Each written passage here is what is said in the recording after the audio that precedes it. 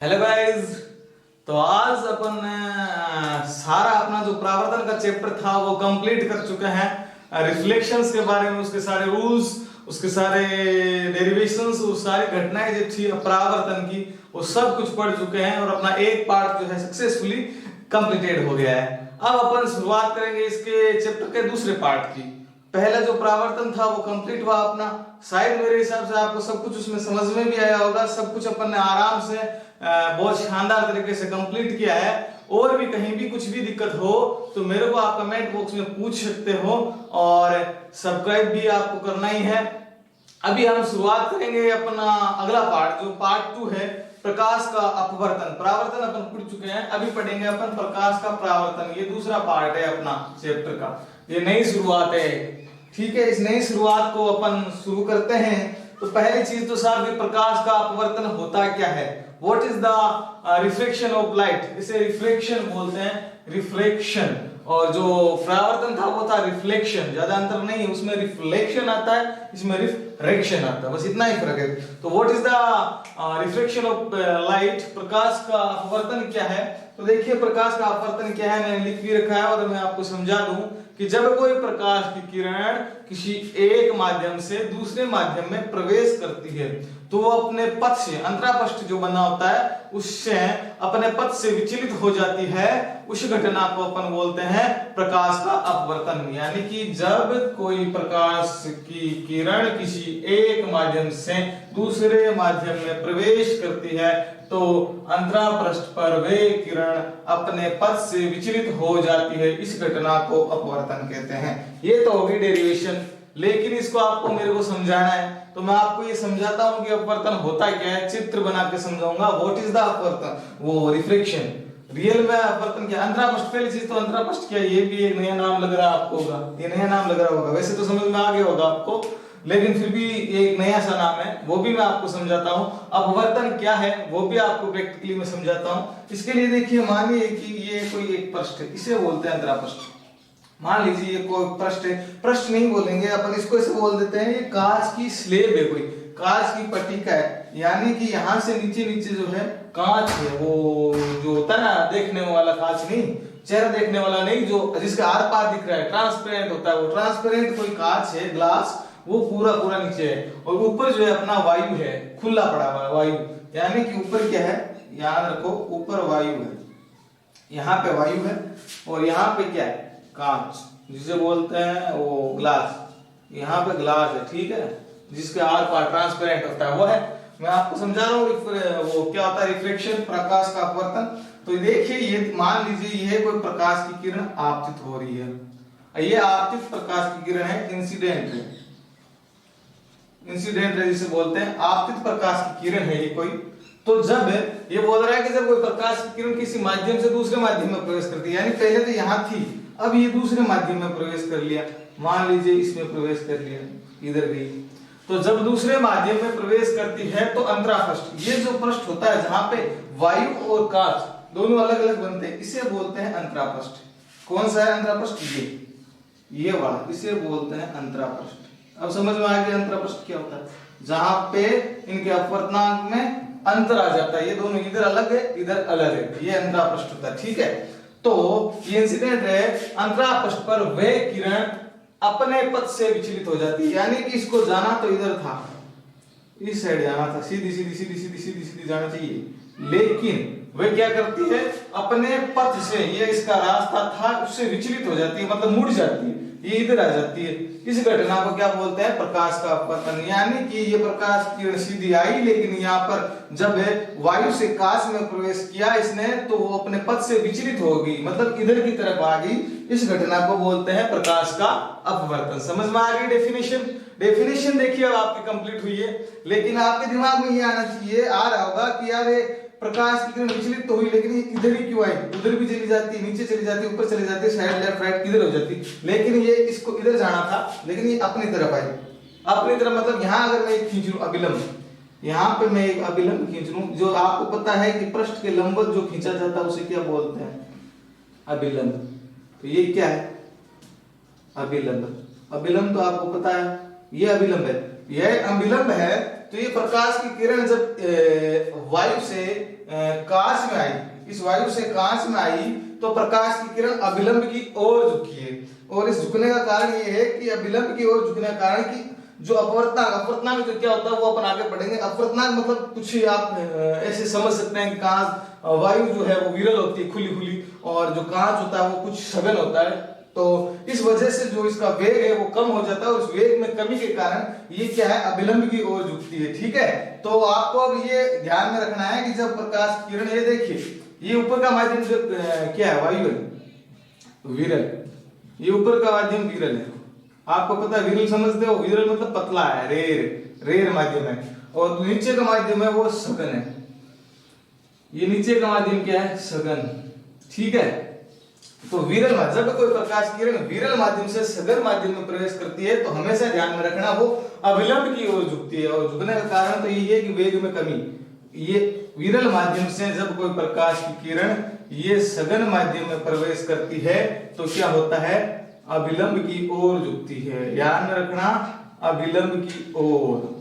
कब अभिलंब की ओर झुकती है प्रकाश की किरण, जब कोई प्रकाश की किरण विरल माध्यम से सघन माध्यम में प्रवेश करती है। विरल मतलब वायु जो होती है वो थोड़ी खुली होती है, विरल है, नीचे सारा पार्ट कांच है, तो कांच जो है सघन होता है। तो जब प्रकाश की किरण जो है ये विरल माध्यम से सघन माध्यम में, ये रिफ्लेक्टेड रहे, सघन माध्यम में प्रवेश करी तो वो अभिलंब की ओर झुकी। तो ये हो गया इसका पहला पॉइंट, विरल माध्यम से सघन की माध्यम की ओर, ये इसका पहला पॉइंट हो गया। ठीक है, अब अगर मैं ले लूं कि सघन माध्यम से विरल माध्यम की ओर, आप लिख सकते हो इसको आपकी अपनी लैंग्वेज में, आप अपने नोट्स खुद बना सकते हैं बहुत इजीली। दूसरा अगर मैं कंडीशन ले लूं इसकी, दूसरी कंडीशन ले लूं, जब क्या करें, सघन से विरल में प्रवेश, विरल मतलब जो पतला हो, जैसे कि कांच हो या पानी हो, पानी में से निकल के वायु में घुस जाए, तो सघन से विरल में प्रवेश हो। तो ये लीजिए, देखिए मान लीजिए कोई अंतरापष्ट है, जो पहले बना था वैसे एक अंतरापष्ट है, लेकिन अब की बार क्या कंडीशन है, अब की बार कंडीशन ये है कि अब की बार ऊपर कांच है, ऊपर क्या है, कांच। ध्यान रखना, अब की बार जो कांच है वो क्या है, ग्लास जो है ऊपर है। ठीक है, ऊपर ग्लास, इस वजह से ये क्या है, सघन है। और नीचे क्या है, वायु, नीचे क्या है, अब की बार वायु, नीचे वायु है, ऊपर कांच है। तो अब की बार ऊपर वाला क्या है, ऊपर वाला जो भाग है वो क्या है, सघन है। कांच आपको पता है सघन होता है, गाढ़ा होता है, और जो वायु होती है वो खुली होती है, विरल मतलब पतली। ये है नीचे वाला भाग विरल। तो आप ध्यान में रखना कि जब कोई प्रकाश की किरण, अब ध्यान में रखना मैं दूसरा क्या बोल रहा हूं, जब कोई प्रकाश की किरण सघन माध्यम, ये सघन माध्यम से विरल माध्यम, ये नीचे वाला विरल माध्यम में प्रवेश करती है तो वह अपने पथ से विचलित हो जाती है तथा अभिलंब से दूर जाती है। ये जो था आपका नीचे, आपको पता है 90 डिग्री पे ये होता है अभिलंब, ये अभिलंब, इस अभिलंब से क्या हो जाती है, प्रकाश की किरण दूर जाती है, दूर। यहां से मैं अगर लिख लूं, यहां से जब सघन माध्यम से प्रकाश की किरण विरल माध्यम में प्रवेश करती है तो इसको जाना तो इधर था, सीधा सीधा इधर जाना था, लेकिन ये क्या करती है, अभिलंब से दूर जाती है, दूर। यहाँ पे ध्यान रखना, दूर, अभिलंब से दूर जाती है। इसमें अभिलंब की ओर आती है पास, और इसमें अभिलंब से दूर जाती है। तो 2 पॉइंट आपके कंप्लीट हुए कि प्रकाश की अपवर्तन की डेफिनेशन कंप्लीट हो गई। अब ये हो गया कि जब प्रकाश की किरण विरल माध्यम से सघन माध्यम में जाती है तो वो अभिलंब की ओर झुकती है, जब कोई प्रकाश की किरण सघन माध्यम से विरल माध्यम में प्रवेश करती है तो वो अभिलंब से दूर जाती है, क्योंकि यहाँ पे इसका वेग बढ़ जाता है। तो यहाँ पर 2 पॉइंट कंप्लीट हुए अपना, और ये डेफिनेशन कंप्लीट हुई। अब अपन आगे बढ़ते हैं। आगे देखिए अपन में क्या देखेंगे कि एक चीज और, इसमें विचलन कोण क्या होता है वो बता देता हूं मैं। अपवर्तन में विचलन कोण, अब विचलन कोण क्या होता है कि जो ये अपना मूल पथ है, मूल पथ, ये तो था इसका मूल पथ, जो मूल रास्ता था इसको जाना था इधर, लेकिन मूल पथ से विचलित हुई ये प्रकाश किरण, इनके बीच जो कोण होता है ये होता है विचलन कोण, इसे बोलते हैं विचलन कोण। विचलन कोण क्या हुआ कि प्रकाश की अपवर्तन की घटना में मूल पथ तथा अपवर्तित प्रकाश की किरण के बीच का जो कोण होता है वो क्या हो गया, विचलन कोण। तो विचलन कोण समझ में आ गया कौन सा होता है, विचलन कोण। और ये तो आपको पता ही, इंसिडेंट एंगल जो होता है वो आई होता है, पहले वाले परावर्तन वाला सेम ही, और अभिलंब के साथ जो रिफ्लेक्टेड कोण होता है, जो अपवर्तन कोण, वो आर होता है। ये क्या होता है, अपवर्तन कोण। ये तो पहले वाला सेम ही है, जैसे परावर्तन में हो रहा था, ये इंसिडेंट जो आपतन कोण है ये परावर्तन अपवर्तन कोण है। ठीक है, यहाँ तक समझ में आ गया अपवर्तन क्या होता है, अभिलंब की ओर कब झुकती है, अभिलंब से दूर कब जाती है और विचलन कौन क्या होता है, ये मैंने आपको समझा दिया। अब अगला अपना टॉपिक रहेगा अपवर्तन कंप्लीट हुआ तो अपवर्तन के नियम क्या क्या है। जैसे कि परावर्तन के ही कुछ नियम थे वैसे ही अपवर्तन के भी कुछ नियम होंगे। तो अपवर्तन के रूल्स ऑफ रिफ्लेक्शन क्या है वो देखेंगे अब अपन। वैसे ये इजी पड़ेगा क्योंकि आपको पता आपने परावर्तन पढ़ रखा है तो अपवर्तन उससे बहुत आसान पड़ जाएगा क्योंकि आपने बहुत कुछ जो है घटनाएं उसमें पढ़ ली है। तो वैसे ही सेम अपवर्तन में होगी तो आप इजीली पढ़ पाओगे। तो क्या पढ़ेंगे अपन दूसरा टॉपिक अपना रूल ऑफ रिफ्लेक्शन। ठीक है, क्या है रूल ऑफ रिफ्लेक्शन, वो तो था रिफ्लेक्शन और ये होता है रिफ्लेक्शन, इतना ध्यान में रखना। क्या है अपवर्तन के नियम, अपवर्तन, ये डायग्राम मैंने मिटा दिया वापस बनाना पड़ेगा नहीं तो काम आ जाता अभी। अपवर्तन के नियम, रूल्स ऑफ रिफ्लेक्शन। अपवर्तन के नियम क्या होते हैं, आपको परावर्तन के नियम पता होंगे, मैंने पढ़ा दिया और मैंने ये भी बताया हमेशा जो पीछे का जो पार्ट पढ़ा रखा होता है वो हमेशा आपको दिमाग में फिट रखना है ताकि आप आगे का जो पार्ट है बहुत इजी समझ पाओगे, बहुत आसान है, बहुत सिंपल तरीके से आप पढ़ पाओगे, ज्यादा हार्ड वाली बात तो है नहीं फिजिक्स। अपवर्तन के नियम, अपवर्तन के नियम क्या क्या है इसको पढ़ने के लिए मैंने यही बात बोलता हूँ कि पहले अपन समझते हैं कोई भी चीज को डायग्राम से फीलिंग्स लेके समझेंगे, उसके बाद में देखेंगे कि अपवर्तन के नियम क्या है कुछ है तो वही है, डायग्राम वही होगा अपवर्तन का। चाहे आप पानी और वायु ले लो, चाहे वायु और कांच ले लो, दो चीजें लेनी होती है जिसमें एक सघन होना चाहिए और एक विरल होना चाहिए। ठीक है, तो मैं तो वही ले रहा हूँ भाई साहब कि नीचे तो क्या है कांच है, नीचे तो क्या है कांच है, ऊपर क्या है वही वायु है, ऊपर वायु है। ठीक है, नीचे कांच है ऊपर वायु है, ये कोई प्रकाश की किरण आपतित हुई तो ये इंसिडेंट है, प्रकाश की किरण आने वाली। ठीक है, और अब कुछ नहीं है इसमें। अब आपको पता है कि जब प्रकाश की किरण जो है विरल, ऊपर विरल माध्यम होगा, आपको ये भी पता है वायु है, तो जब प्रकाश की किरण विरल माध्यम से इस सघन माध्यम में प्रवेश करती है तो क्या होता है अभिलंब की ओर झुक जाती है। आपको पता है अभिलंब की ओर झुक जाती है तो ये इंसिडेंट एंगल आई, ये रिफ्लेक्टेड एंगल, जो रिफ्लेक्टेड एंगल है वो आर, ये भी आपको पता है। इसका मूल पद था वो पता आपको इधर होना चाहिए था लेकिन झुक गई। तो ये डायग्राम तो मैंने पहले भी समझा दिया और फिर से बता दिया। अब अपन पढ़ेंगे अपवर्तन के नियम। अपवर्तन के नियम, पहला नियम देखिए डायग्राम से ही हो रहा है कि आपतित प्रकाश की किरण, पहला नियम आपतित प्रकाश की किरण दिख रही है कौन सी है डायग्राम में, देखिए ध्यान से, आपतित प्रकाश की किरण ये रही इंसिडेंट है, आपतित प्रकाश की किरण ये कौन सी है अपवर्तित रिफ्लेक्टेड रे, अपवर्तित प्रकाश की किरण है ये, अपवर्तित प्रकाश की किरण। दूसरी अपवर्तित प्रकाश की किरण, समझ में आया कौन सा अपवर्तित प्रकाश की किरण, चित्र में देखो अपवर्तित प्रकाश की किरण, आपतित प्रकाश की किरण, अपवर्तित प्रकाश की किरण और ये अभिलंब, ये क्या अभिलंब, ये तीनों क्या होते हैं एक ही तल में, इस बोर्ड वाला तल में बना, ये भी यहाँ बना, ये भी यहाँ बना, ये भी, तीनों क्या है एक ही तल में बना होता है। आपको पता है इसको आपतन तल बोलते हैं, मैंने पहले लेक्चर में भी कंप्लीट कर दिया था। अपवर्तित प्रकाश की किरण और अभिलंब तीनों एक ही तल में होते हैं, तीनों अभिलंब तीनों एक ही तल में होते हैं। पहला नियम ये हो गया, आपको दिख रहा है ना, ये आपतित प्रकाश की किरण है, ये अपवर्तित प्रकाश की किरण है और ये अभिलंब है, तीनों एक ही तल में होते हैं, तीनों एक ही तल में। ये तो हो गया पहला नियम, तीनों एक ही तल में होते हैं।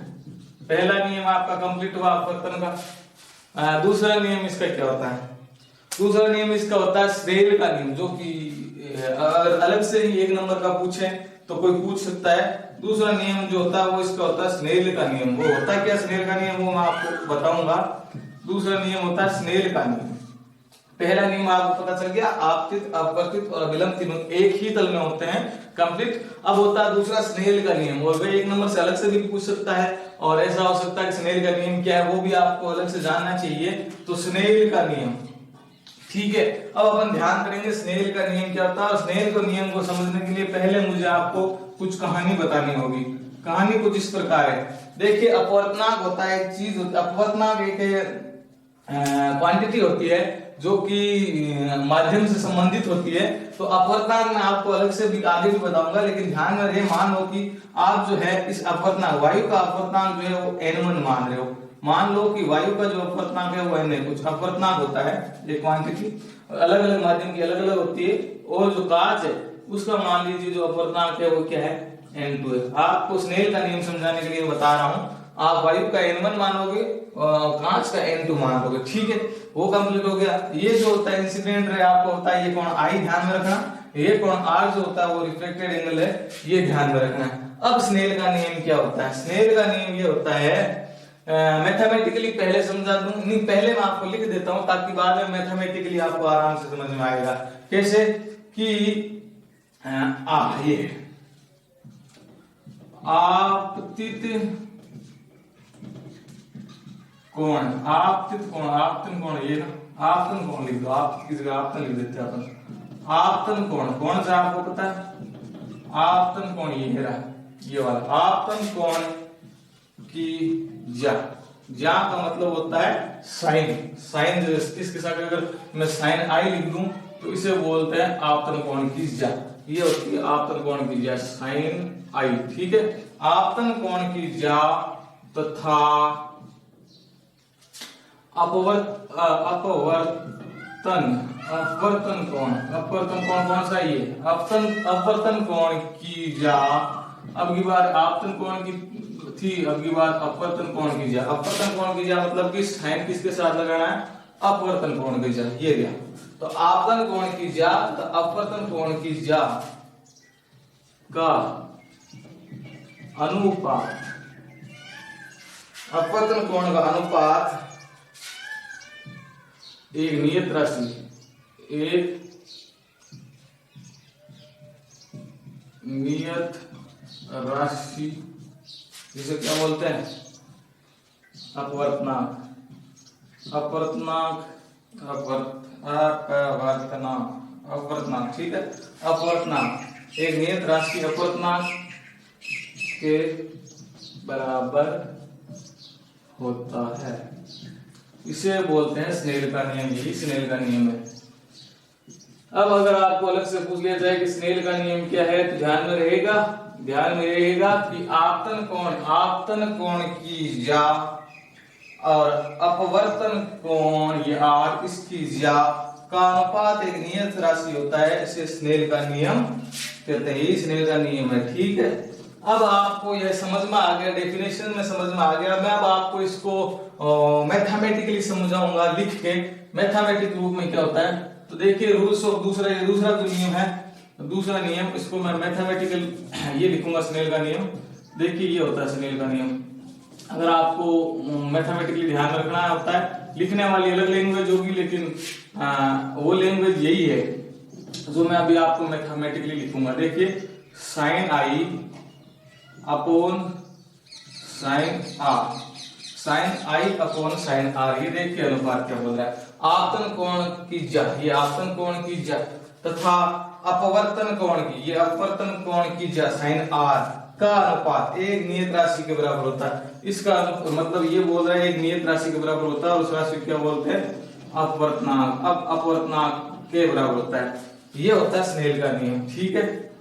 लेकिन इसको आगे बढ़ाऊं मैं तो आपको ध्यान में रखना होता है इसमें कुछ, देखिए क्या ध्यान में रखना होता है। ये साइन आई तो साइन आई है, साइन आर अपना साइन आर है, लेकिन अपवर्तनांक इसका क्या है? n1, इसका n2।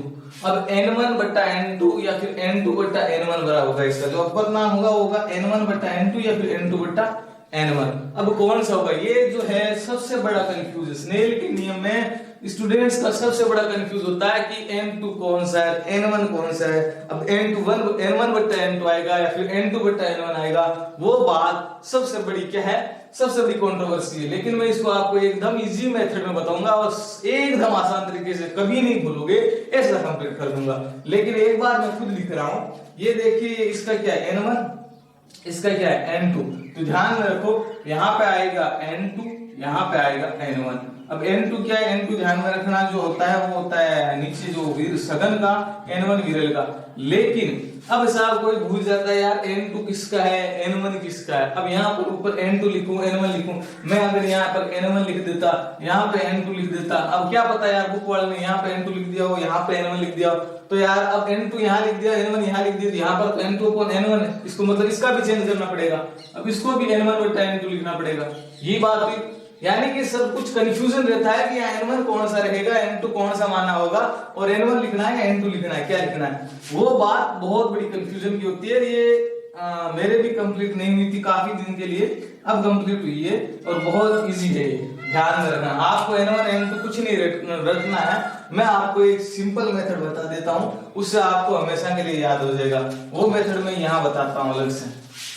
स्नेल का नियम जो होता है वो मैं आपको बताता हूँ। आपको n1 बटा n2 या n2 बटा n1 ध्यान में कुछ नहीं रखना है, आपको तो सिर्फ इतना पता होना चाहिए कि साइन आई क्या होता है और साइन आर क्या होता है, कितना पता होना चाहिए।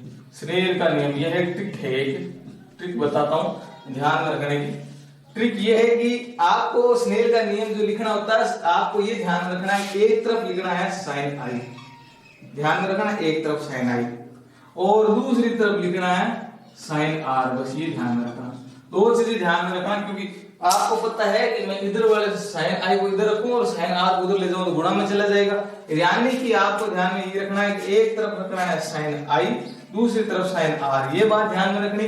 उसके बाद में ये देख लो कि जिधर का कोण है उधर का ही अपवर्तनांक आएगा, यानी कि इधर साइन आई उधर का ऊपर का कोण है विरल माध्यम का, तो विरल माध्यम में कोण आई बना हुआ है या आर, कोण आई जो है वो ऊपर साइन आई विरल माध्यम बना, इसका अपवर्तनांक क्या, ऊपर वाले माध्यम का अपवर्तनांक n1 है। देख लो ऊपर वाले माध्यम का अपवर्तनांक n1 है, इसका मतलब ऊपर क्या आएगा n1, इधर क्या आएगा, जिधर का कोण उधर का अपवर्तनांक लिख दो।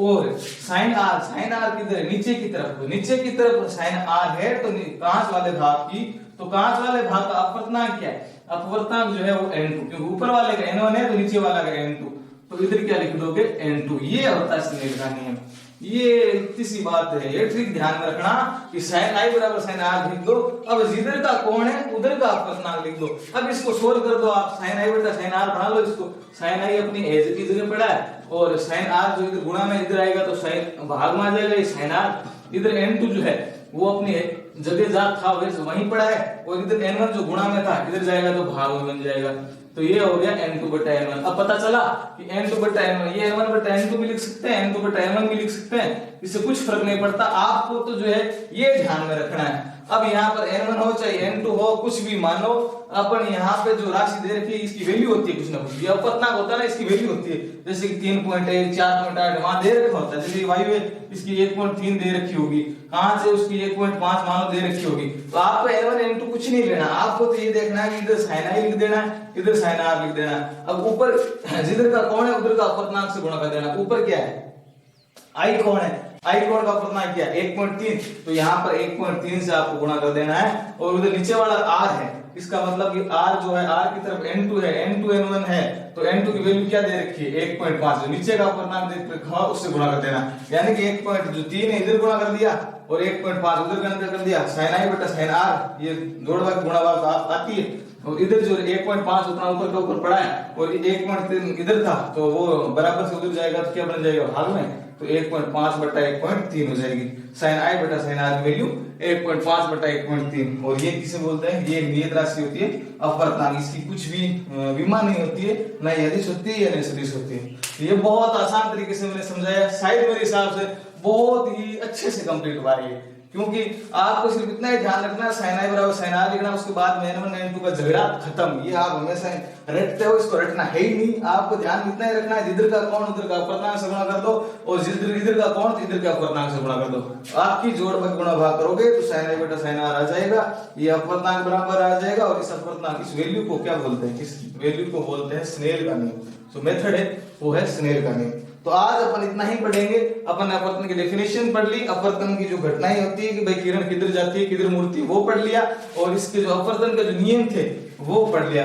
अब दो नियम इसके कंप्लीट हुए, एक चीज साथ साथ और बता देता हूं मैं, एक और कर देता हूं कंप्लीट, नियम कंप्लीट हुए, ये इसी में आएगा ताकि ये थोड़ा आसान रहेगा, अभी बता दूं, नहीं तो यहाँ पे नियम तो खत्म हो गया, अब हम किसी नियम में चाहिए इसको ऐड कर सकते हैं वैसे चाहे तो, अपवर्तन की घटना में होता क्या, वो मैंने आपको परावर्तन में जैसे बताया था ना कि भाई तरंग दैर्ध्य, आवर्ती, वेग बदलता है, क्या बदलता है क्या नहीं बदलता, वही कहानी इसमें बता देता हूँ क्योंकि वो आपका टॉपिक रह गया, कहानी रह गई थी तो वो मुझे बतानी पड़ेगी क्योंकि आपको पता है कि जैसा परावर्तन पढ़ा था वैसा ही अपने को अपवर्तन पढ़ना है।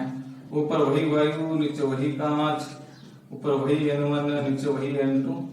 तो देखिए इसमें चेंज क्या होता है, सेम क्या रहता है और चेंज क्या होता है। पहली चीज तो अपवर्तन की घटना में चेंज क्या होता है, चेंज क्या होता है वो मैं बताता हूं। इसमें पहली चीज तो चेंज होती है वेग, चाल जो मैंने बताई थी उसी में हो रही थी, वेग जो है इसमें चेंज होता है। दूसरा जो चेंज होता है वो होता है तरंग दैर्ध्य, तरंग दैर्ध्य लैम्डा। वेग क्या होता है, वेग होता है v, v चेंज होता है, तरंग दैर्ध्य लैम्डा चेंज होता है, वेवलेंथ जिसे बोलते हैं अपन। ये दो चीजें इसमें चेंज होती है, ये ध्यान में रखनी है, ठीक है। और सेम जो है वो क्या रहती है, सेम इसमें ये ध्यान में रखना है, सेम रहती है आवर्ती, आवर्ती। इंटेंसिटी उसमें भी चेंज हो रही थी और इंटेंसिटी इसमें भी चेंज होगी। अब इंटेंसिटी क्या बोलते हैं, इंटेंसिटी, इंटेंसिटी जो है वो इसमें भी चेंज हो रही थी और इंटेंसिटी जो है परावर्तन में भी चेंज हो रही थी। अब आवर्ती जो है वो क्या है, आवर्ती जो है परावर्तन की घटना में चेंज हो रही थी, लेकिन यहाँ ध्यान में रखना अपवर्तन की घटना में आवर्ती नहीं बदलेगी। आवर्ती जो होती है आपको पता है न्यू होती है, इसे न्यू से डिनोट करते हैं, ये नहीं बदलेगी। अब बात आती है कि साहब आवर्ती नहीं बदलेगी, लेकिन क्यों नहीं बदलेगी, क्यों नहीं बदलेगी वो भी जानना है। हर चीज का रीजन अपने को पता होना चाहिए कि भाई साहब अब आवर्ती क्यों नहीं बदलेगी, वो भी मैं बता देता हूं।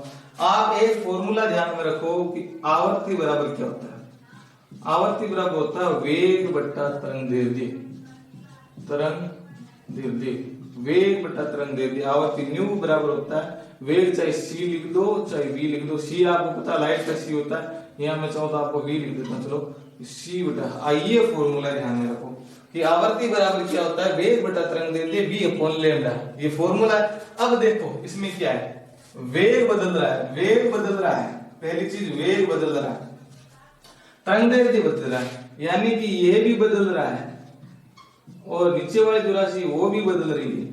लेकिन ये दोनों जब वेग बदल रहा है, तरंग जितना वेग बदलेगा उतना ही तरंग दैर्ध्य बदलेगा, क्योंकि इनका जो है ये दोनों एक दूसरे से रिलेटेड होती है। तो जब ये बदल रही है, ये बदल रही है, तो ये वैल्यू जो है वो सेम आ जाएगी। कैसे कि मान लो इसकी वैल्यू पहले जो वेग था वो 3 मीटर प्रति सेकंड था और तरंग दैर्ध्य था वो था 2 एंगस्ट्रम, मान लो 2 एंगस्ट्रम था।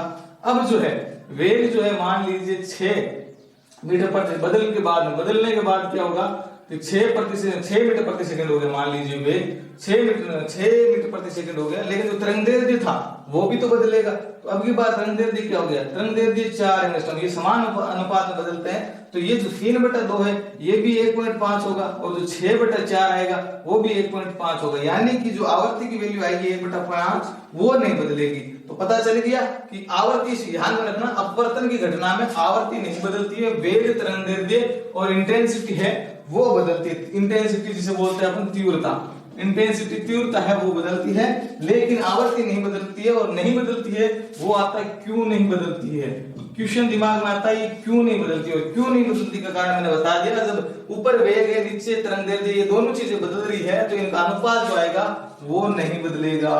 क्या होगा, नहीं बदलेगा। इस वजह से क्या होगी, आवर्ती सब जगह सेम होगी अपवर्तन की घटना में। यहां तक कंप्लीट। अब अपन इस टॉपिक को कंप्लीट करते हैं। अपन ने अपवर्तन कंप्लीट किया, अपवर्तन का नियम कंप्लीट किया। अब इससे संबंधित कुछ घटनाएं क्या क्या है, उसमें कैसे होता है, वो चीज आगे के लेक्चर में पढ़ेंगे। ठीक है, धन्यवाद।